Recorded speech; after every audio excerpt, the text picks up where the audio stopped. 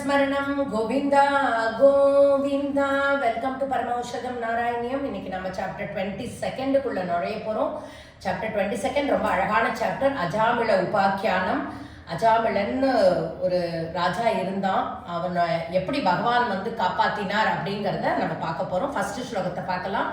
அஜாமிளோ நாம மஹீசுரக் புரா ஷரன் விபோ தர்ம பதான் கிருஹாஸ்ரமி குரோ கிராகானனமேத்ய திருஷ்டவான் சுதிருஷ்டசீலாம் குலடாம் மதாகுலாம்.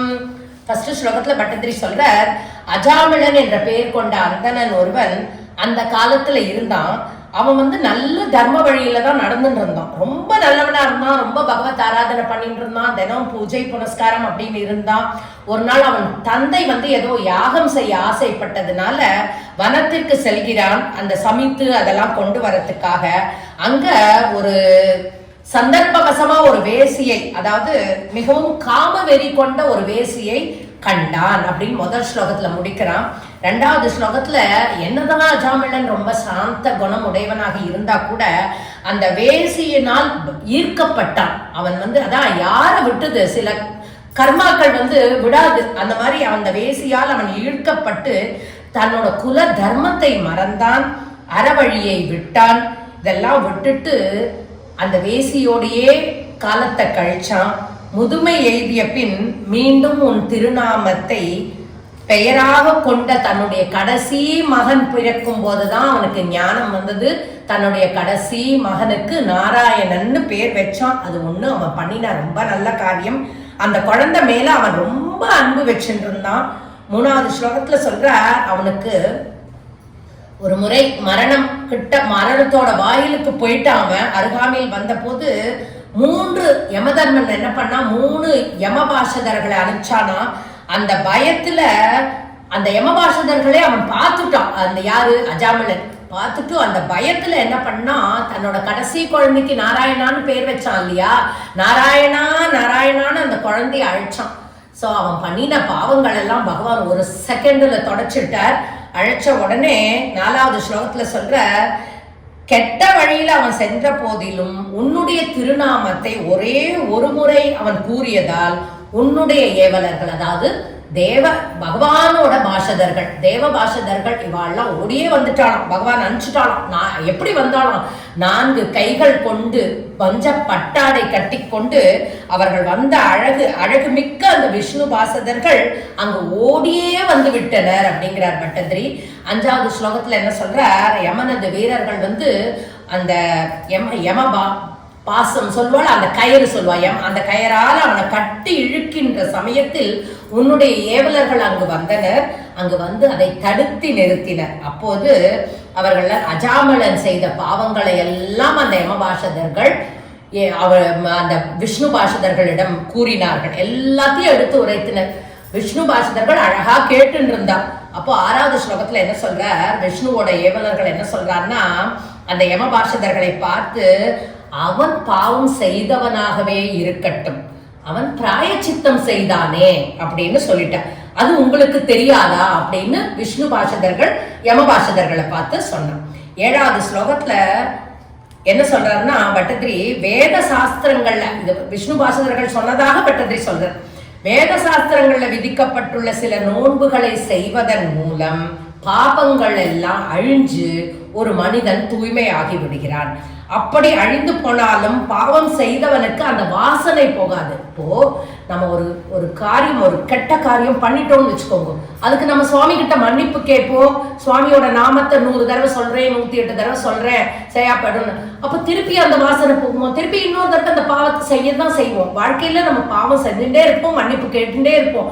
அந்த மாதிரி அந்த வாசனை போகாது அப்படின்னு சொன்னாலும், இறைவனை சதா வழிபட்டு வந்தால் நீ பாவம் செய் மன்னிப்புகள், பாவம் செய் மன்னிப்புகள் அப்படின்னு, அதுக்காக நம்மளாம் பாவம் செஞ்சுட்டே இருக்க வேண்டாம், மன்னிப்பு கேட்டுட்டே இருக்க வேண்டாம். நமக்கு வந்து சதா பக்தி இருந்தா போதும். பாவம் ஒரு தடவை செஞ்சுட்டா அந்த பாவத்தை திருப்பி செய்யாம இருந்தாலே போதும். அப்படிதான் விஷ்ணு பாஷதர்கள் என்ன சொல்றாருன்னா, அதாவது பகவான தினம் தியானிச்சுட்டே இருந்தா அந்த வாசனையும் போய்விடும்.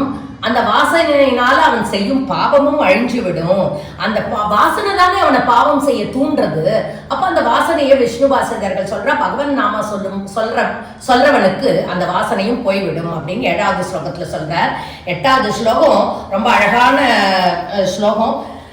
अनेन भो जन्म सहस्र कोटिभिः कृतेषु पापेष्वपि निष्कृति कृता यदग्रही नाम भयाकुलो हरेः इति प्रभो त्वत्पुरुषा भवाशिरे. விஷ்ணு பாஷதர்கள் யம பாஷதர்களை பார்த்து சொல்றா, இவனுடைய 1000 கோடி பிறவிகளில் அனேனபோ ஜென்ம சகஸ்ர கோடிபிகி 1000 கோடி பிறவிகளின் பாவங்களுக்கு பரிகாரம் செய்யப்பட்டு விட்டது. என்ன, ஒரு கடைசி பிள்ளைக்கு நாராயணான்னு பேர் வச்சு, அதுக்காக தான் குழந்தைகளுக்கு சுவாமி பேரை வைக்கணும். இங்க லக்ஷ்மின்னு வச்சுட்டு லட்சு லட்சுன்னு கூப்பிடுறா எல்லாரும். அப்படி கூப்பிடக்கூடாது.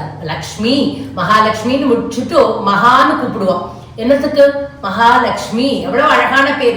எதனால குழந்தைகளுக்கு அப்படி பேர் வைக்கிறான்னா, நம்ம பண்ற பாவங்கள், தினசரி பாவங்கள், நம்ம குழந்தைகள் பேரையோ ஃப்ரெண்ட்ஸ் பேரையோ யாரோ பேரு அந்த மாதிரி பேர் சொல்லி கூப்பிட்டா பகவான் லக்ஷ்மின்னு கூப்பிட்டாலே நான் ஓடி வரட்டுமா அப்படின்னு கேட்கலாம். லக்ஷ்மி அந்த மாதிரி என்னோட விஷ்ணுவின் திருநாமத்தை உச்சரித்ததால் விஷ்ணு இவனோட பாவம் ஃபுல்லா அழிஞ்சு விட்டது, பரிகாரமும் செய்யப்பட்டு விட்டது அப்படின்னு 8வது ஸ்லோகத்துல பட்டத்திரி சொல்ற.